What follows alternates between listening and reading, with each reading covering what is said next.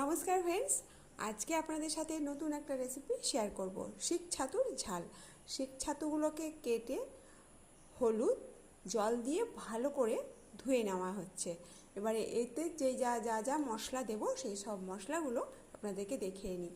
তো পেঁয়াজ কুচানো হচ্ছে, পেঁয়াজ কুচানো হয়ে গেছে। পেঁয়াজ কুচো, নুন, টমেটো, আদা রসুন পেঁয়াজ বাটা, লঙ্কার গুঁড়ো, হলুদ গুঁড়ো, জিরের গুঁড়ো, কাঁচা লঙ্কা, 5 ফোড়ন, এই মশলাগুলো রেডি করা হয়েছে। কড়া বসিয়ে দিয়েছি, কড়াইতে তেল দেওয়া হচ্ছে। এবারে শিক ছাতুগুলোকে ভালো করে ধুয়ে সেগুলোকে একটু ভেজে নেওয়া হবে।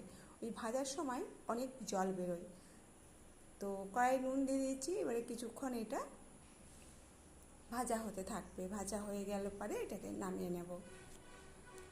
তো এটাকে নামানো হয়ে গেছে। এবার আরেকটু তেল দিচ্ছি। তেলের মধ্যে 5 ফোড়ন, পেঁয়াজ কুচো দিয়ে দিয়েছি, অল্প করে নুন, টমেটো কুচি দিয়ে এটাকে একটু কিছুক্ষণ নাড়াচাড়া হবে।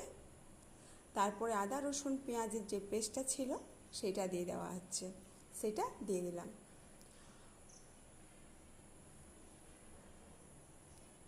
কিছুক্ষণ কষানো হবে।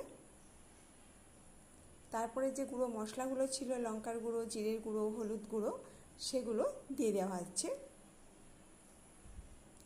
লঙ্কার গুঁড়ো 1.5 চামচ চায়ের চামচে, হলুদ গুঁড়ো 1.5 চামচ চায়ের চামচে, জিরের গুঁড়ো 1 চামচ চায়ের চামচে দিয়ে মশলাটা দেওয়া হয়েছে। কিছুক্ষণ মশলাটা কষিয়ে নেওয়ার পর যে ছাতুগুলোকে ভেজে রাখা হয়েছিল সেই ছাতুগুলো এবার দিয়ে বেশ কিছুক্ষণ এটাকে কষতে দেওয়া হবে। কষানো হয়ে গেছে, এবারে জল দিয়ে দিচ্ছি, কিছুক্ষণ ফুটতে দেওয়া হবে। তো কিছুক্ষণ এটা ফুটবে, ফোটার পর এটাকে নামানো হবে। এটাতে আর কিছুই দিতে লাগবে না, এবারে শুধু হবে কিছুক্ষণ। ওটা হয়ে এসেছে ফ্রেন্ডস। ভিডিওটা ভালো লাগলে চ্যানেলটা সাবস্ক্রাইব করবেন। ভালো থাকবেন, নমস্কার।